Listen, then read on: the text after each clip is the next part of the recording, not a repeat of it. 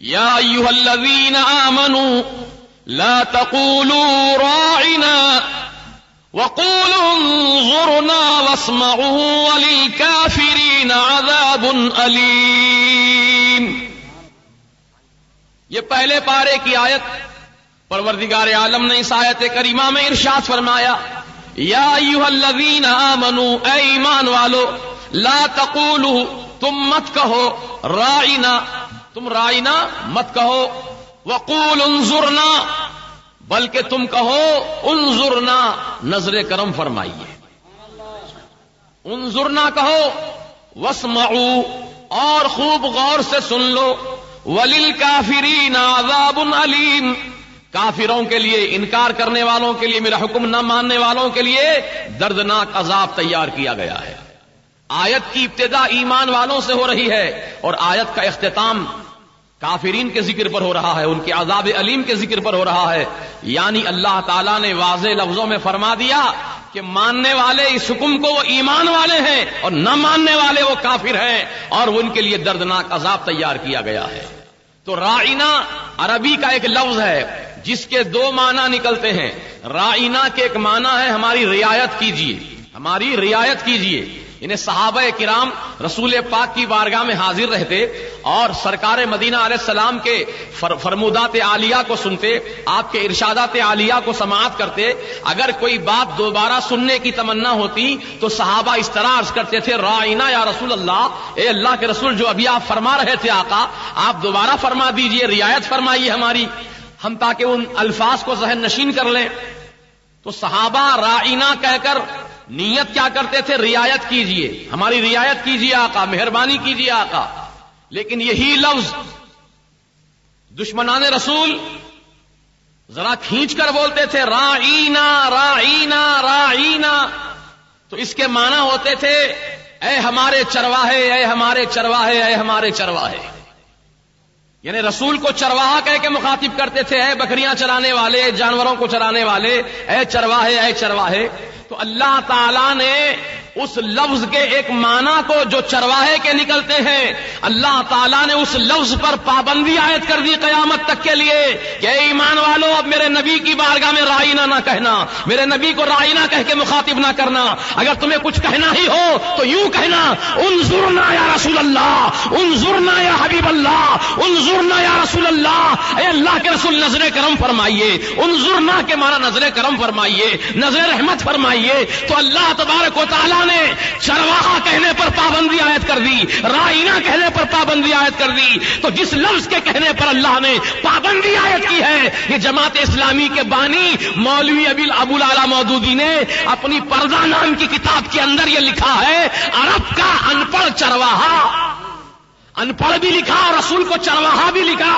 اللہ اکبر، معاذ اللہ رب العالمین. تو عزیزان محترم، یہ ان کے عقائد ہیں، یہ ان کے نظریات ہیں. اب یہ دعویٰ کر رہے ہیں کہ ہم دین کو قائم کریں گے. ارے تم کیا دین کو قائم کرو گے؟ تم تو دین کو برباد کر رہے ہو، دین کے لانے والے کی عظمت کو گھٹا رہے ہو، دین کے لانے والے کے مقام و مرتبے کو تم گھٹا کر پیش کر رہے ہو، مجروح کر رہے ہو، ان پڑھ کہہ رہے ہو، چرواہا کہہ رہے ہو. بتاؤ تو صحیح، دنیا میں ساری قومیں بستی ہیں، ساری قومیں دنیا کے اندر رہتی ہیں. کوئی قوم کا رہنما، کوئی قوم کا مقتدا، کوئی قوم کا رہبر، کوئی قوم کا پیشوا، کوئی قوم کا امام جو بھی ہو، وہ اپنی اپنی قوم کے اندر بڑا معتبر مانا جاتا ہے، قابل عزت مانا جاتا ہے. ہر قوم اپنے رہنما کی عزت کرتی ہے، ہر قوم اپنے لیڈر کی عزت کرتی ہے، اپنے پیشوا کا احترام کرتی ہے. مثال کے طور پر عیسیٰ علیہ السلام کے ماننے والی قوم عیسائی لوگ عیسیٰ علیہ السلام کی آج بھی تعظیم کرتے ہیں. موسیٰ علیہ السلام کی قوم یہودی موسیٰ علیہ السلام کی آج بھی تعظیم کرتے ہیں. ارے ان کی تعظیم تو بہت اعلیٰ ہے، ان سے جن چیزوں کو نسبت ہو گئی تھی ان چیزوں کی بھی وہ تعظیم کیا کرتے ہیں، ان چیزوں کی وہ تعظیم کیا کرتے ہیں. اور عزیزان محترم،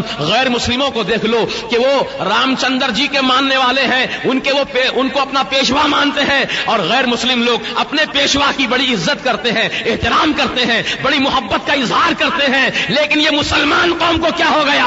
اپنے آقا و مولا، ارے جس کے صدقے میں عیسیٰ کو نبوت ملی، جس کے صدقے میں موسیٰ کو نبوت ملی، جس کے صدقے میں ساری کائنات پیدا کی گئی، یہ زمین بنی تو اسی رسول کے صدقے میں پیدا کی گئی، یہ آسمان پیدا کیا گیا تو اسی رسول کے صدقے میں پیدا کیا گیا، یہ چاند و سورج کی نورانی قندیلیں روشن کی گئی تو اسی رسول کے صدقے میں پیدا کی گئی، یہ ساری کائنات کی بہار اسی رسول معظم کے صدقے میں پیدا کی گئی ہیں، تو پھر مسلمانوں کو چاہیے تھا کہ اپنے آقا کی اپنے جان سے زیادہ عزت کرتے، ہر شے سے زیادہ تعظیم کرتے، ہر شے سے زیادہ اپنے آقا سے محبت رکھتے.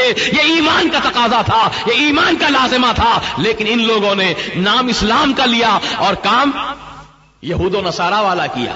کام یہود و نصارہ والا کیا، یعنی یہود و نصارہ ہمارے آقا سے دشمنی رکھتے ہیں، لہذا انہوں نے دشمنی کر کے اپنے آپ کو ظاہر کر دیا کہ ہم کو تم مسلمان مت سمجھو، ہمارا تعلق تو یہود و نصارہ سے ہے. کیونکہ نبی کی شان میں توہین کرنا، نبی کی بے عزتی کرنا یہ یہودیوں کا کام تھا، نصرانیوں کا کام تھا، یہ دشمنان رسول کا کام تھا، یہ مسلمانوں کا کام نہیں ہو سکتا. تو میں کہنا چاہتا ہوں، ببانگے دوہل کہنا چاہتا ہوں کہ جو رسول پاک علیہ السلام کی شان میں گستاخی کرتا ہے، ان کو ان پڑھ چرواہا لکھتا ہے، قسم خدا کی ہماری نظر میں وہ مسلمان نہیں ہو سکتا جو رسول پاک کی شان میں بے ادبی کرے، رسول پاک کی شان میں گستاخی کرے.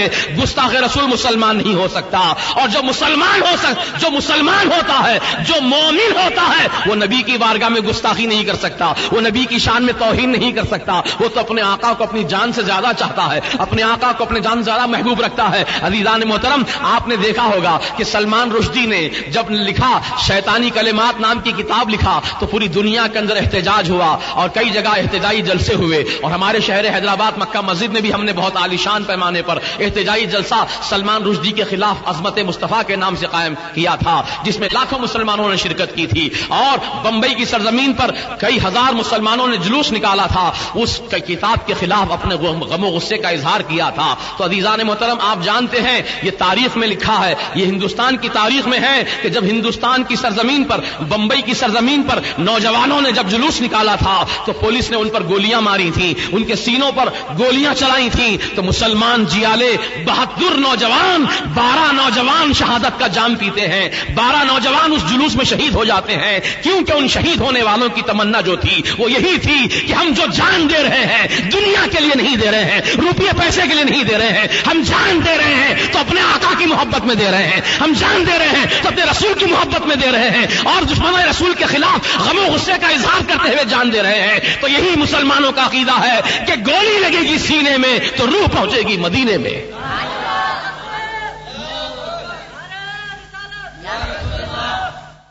تو یہ دشمنان اسلام کا کام ہوتا ہے نبی کی شان میں توہین کرنا، نبی کی عظمت کو گھٹانا. مسلمان نہیں کر سکتا یہ کام.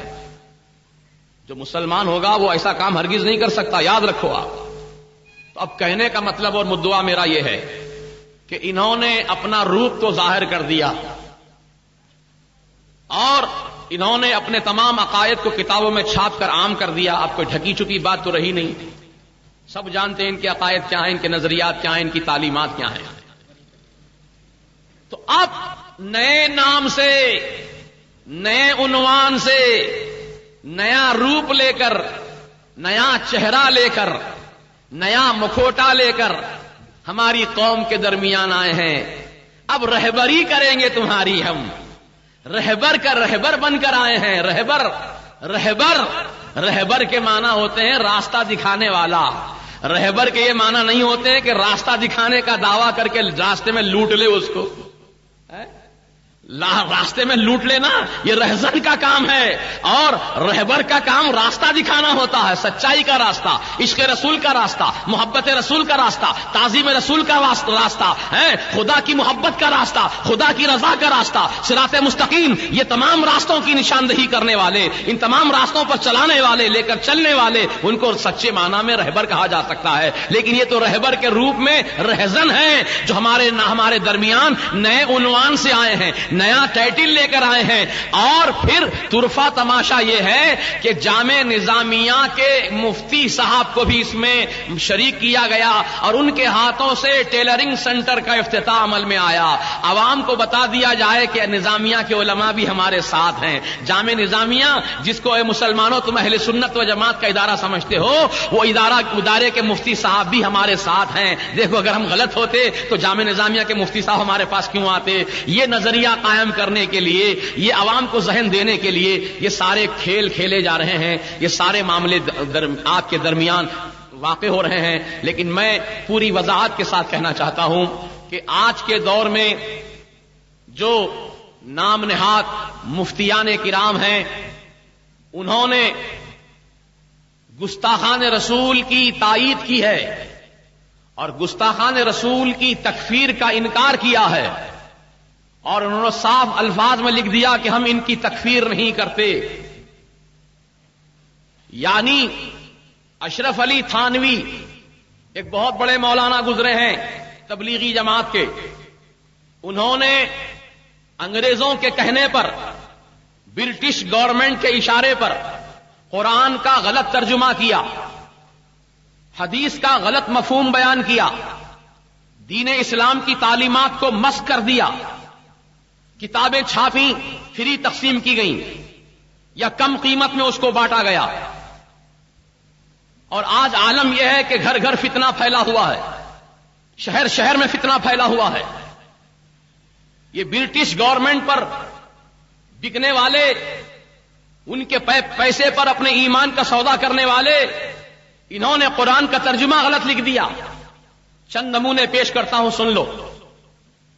قرآن کی پہلی آیت بسم اللہ الرحمن الرحیم ہے نا، قرآن یہیں سے آغاز ہو رہا نا بھائی، بسم اللہ الرحمن الرحیم۔ اب یہ اور بات ہے کہ ہم بسم اللہ پڑھنے سے پہلے اعوذ باللہ پڑھتے ہیں، کیونکہ اللہ کا حکم ہے فَإِذَا قَرَأْتَ الْقُرْآنَ فَاسْتَعِذْ بِاللَّهِ مِنَ الشَّيْطَانِ الرَّجِيمِ۔ جب تم قرآن پڑھنا چاہو تو اللہ تبارک و تعالیٰ کی پناہ لے لو شیطان مردود کے شر سے، یعنی اللہ کی پناہ میں آ جاؤ، کیونکہ شیطان بھٹکانے کا وعدہ کر کے آیا تھا نا، تم کو گمراہ کر سکتا ہے، اس لیے تم اللہ کی پناہ میں آ جاؤ، پھر قرآن کی تلاوت کرو۔ تو دوستو اور بزرگوں، تو بسم اللہ الرحمن الرحیم کا انہوں نے ترجمہ یہ لکھا، شروع کرتا ہوں میں اللہ کے نام سے جو بڑا مہربان ہے اور رحم فرمانے والا ہے۔ شروع کرتا ہوں میں اللہ کے نام سے۔ دعویٰ کچھ اور ہو رہا ہے اور عمل کچھ اور ہو رہا ہے۔ اب الفاظ پہ آپ غور کیجئے، شروع کرتا ہوں میں، تو کہاں سے شروع کر رہے ہیں؟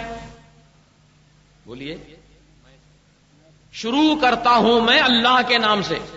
شروع کرتا ہوں، شروع کا لفظ پہلے بیان کیا، پھر کرتا ہوں، پھر میں، پھر اس کے بعد اللہ کا نام لیا۔ پہلے میں بول رہے ہیں، بعد میں اللہ کا نام، جبکہ اللہ کا نام پہلے لینا چاہیے تھا نا۔